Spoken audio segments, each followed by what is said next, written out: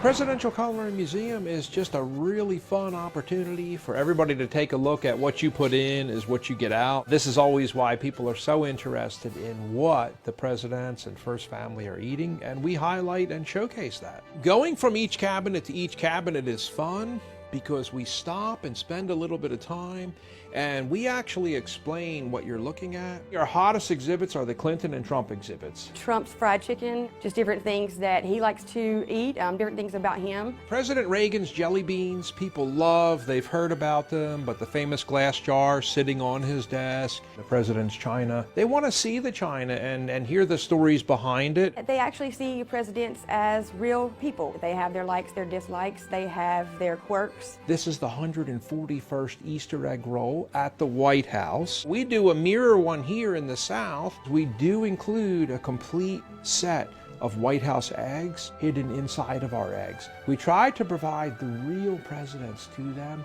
with all of their fallacies and imperfections as well. We actually have more in common than people think.